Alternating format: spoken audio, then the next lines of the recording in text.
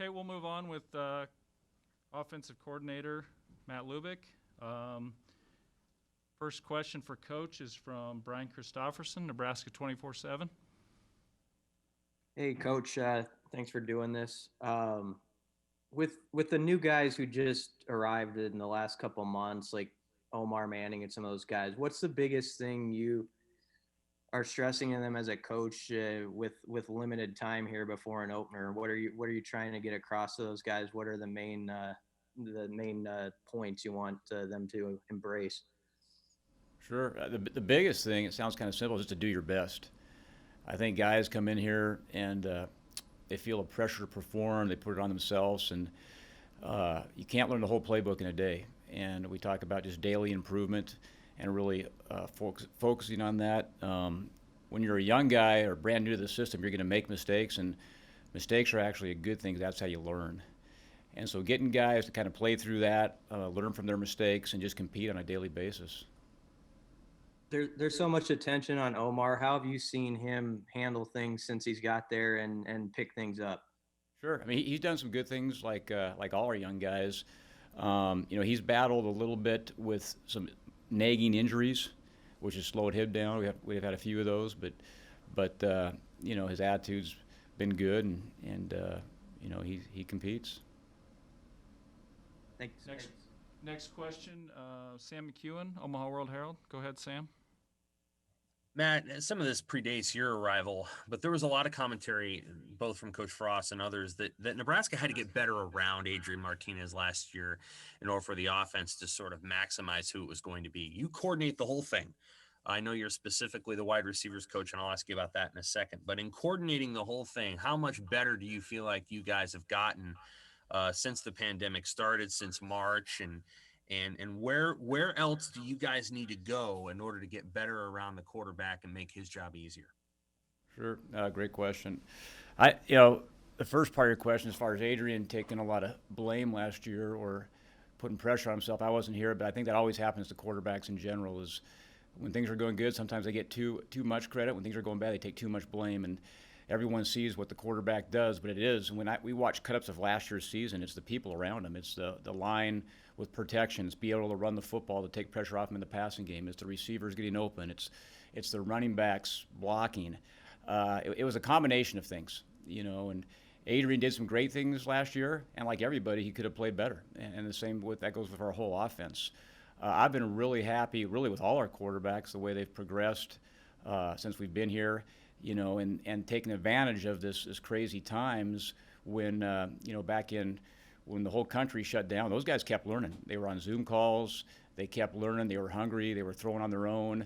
And you could see that when we finally got back in the summer, that those guys have been, working their tails off. And they can just continue to get better and better and better. And, as a coaching staff, part of it's on us.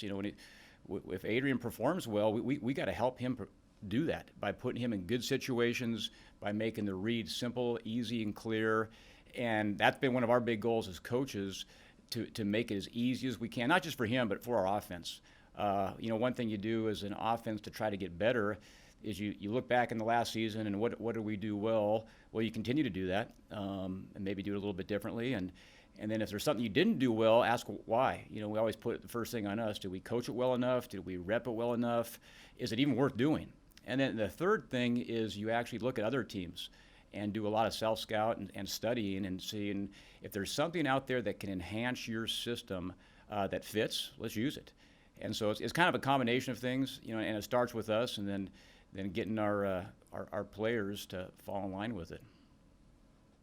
My other question is this. You've had a lot of experience in a variety of offenses, not just the Oregon spread, but at Washington with Chris Peterson's offense, at Duke, at Arizona State. So you've seen a lot of different things. Are there things about a pro style or a more pro style offense that you'd like to incorporate into what Nebraska does, specifically with your running backs and trying to get downhill with some really big backs like Mills and Tompkins and Scott? Sure. That's a great question. The thing I love about this offense is we're able to adapt to our talent. And so we do have some components of a pro style. We're able to run the ball downhill, but we're also able to get the ball to our playmakers in space. And we got to continue to do that. And that's one of the things I've always loved about this, dating all the way back to Oregon, is just the flexibility. I mean, we have all the run game that you'd see from an NFL team on Sundays, and we have the ability to drop back and throw it, and we also have the ability to read guys in the run game and get off a lot of plays and do it fast. And now you're always trying to get better, but that's the best thing about this system is how flexible it is. Next up, from Hale Varsity, Derek Peterson.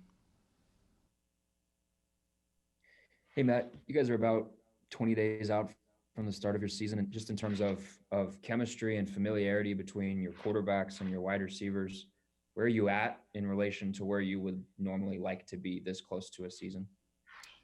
I think we're in a really good place. 'Cause I've seen it just from an improvement standpoint.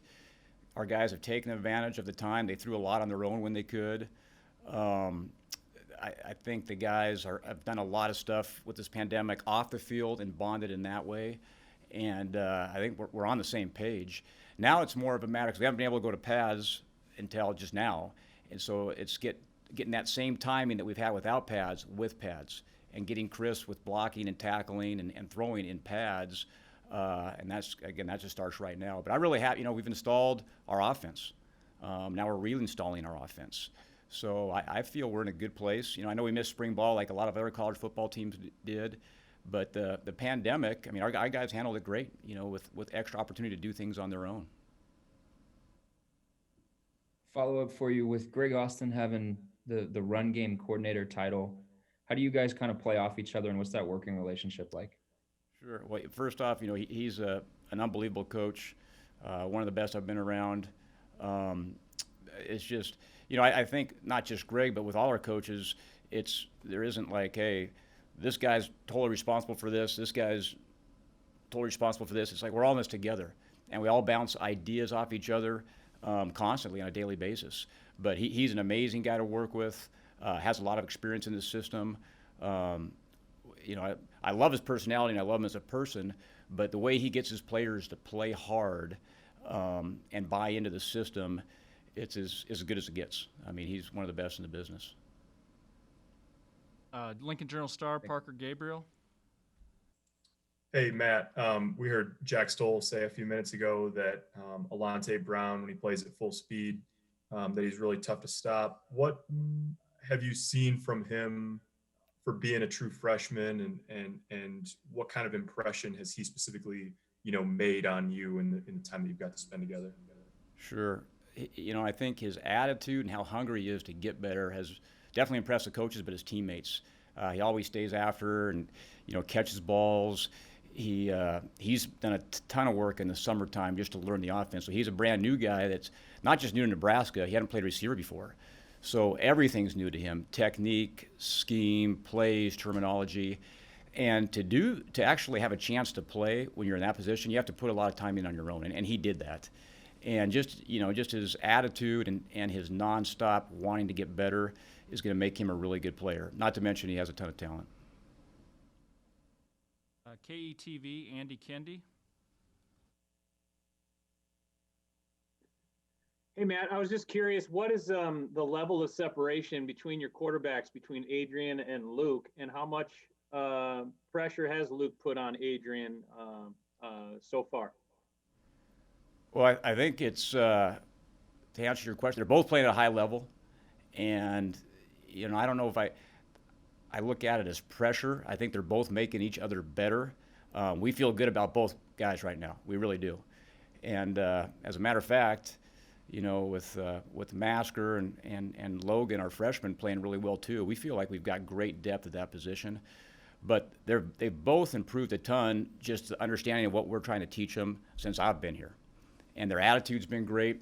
They're as humble as quarterbacks as I've been around. They always want to give credit to other people, and they're team players. And so we feel really good about both of them. If I could follow up, but there's no question. Coach Frost talked about possibly them being an open competition in the spring, but there's no question that Adrian's your guy moving forward, and that Luke is behind him at this point, correct? Yeah, I mean, Adrian's a starter as of today. But like I said, Luke has done a great job, and it's a friendly competition. Competition makes both guys better, And we feel like we've repped both of them with the ones. They both moved the ball. They've both had, great camps so far, in the non-padded stuff. And so that evaluation is always ongoing.